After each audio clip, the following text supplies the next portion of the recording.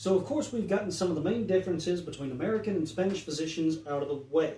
One, of course, was that the Spanish physicians, just by the practice of washing their hands and surgical implements before, during, and after procedures, was unheard of, unthought of at the time, and so that increased the survival rate.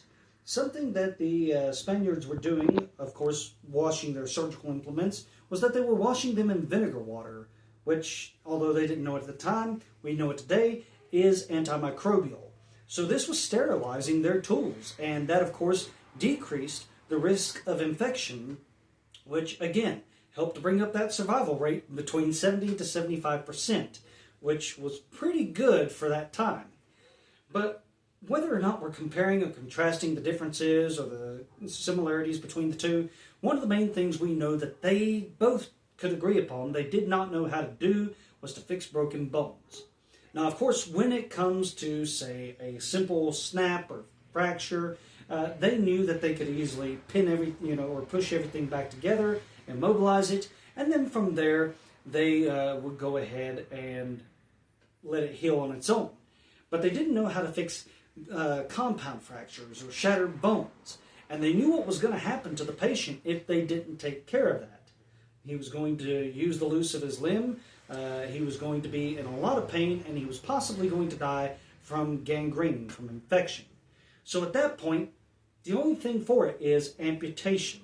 And you had to be very good at this. You had to be very skilled. And a skilled physician could perform an arm amputation in 3 to 4 minutes, and a leg amputation could take about 4 to 6 minutes. Now, when it comes to amputation, we see that this is going to be brutal to a certain degree, because this was before the invention of ether or the discovery of ether. In fact, they didn't discover the anesthetic properties of ether until 1846. But this wouldn't have posed too much of a problem for the Spanish physicians, because they would have used a mixture of herbs and laudanum to make their patient as comfortable as possible. However, they knew that the patient was still awake, and they had to act rapidly, otherwise he could go into shock and he could die. So they had to act very fast. And the first thing you're going to do is you're going to find, of course, the source of where you need to cut off. Just above that, you would put on the petite screw tourniquet, which helps to restrict the blood vessels and limit the loss of blood. And then from there, you had to make a single angle flap incision. And so you would use your capital knife to go ahead and cut through the skin and the muscle fat. But the problem is, the muscle's still attached to the bone. So a straight knife was sent for, and they would cut through the muscle fibers and down to the bone. Now they've got all the muscle fat, the skin, the actual muscle fibers themselves cut away and cleared away, but what else has the doctor cut through?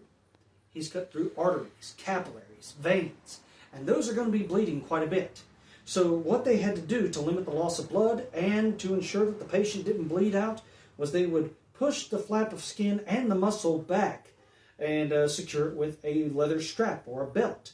And then they would take the tuniculum screw or a hook-shaped tool to pull those out so that they could be tied off with silk ligatures and then sealed off with a cottering iron.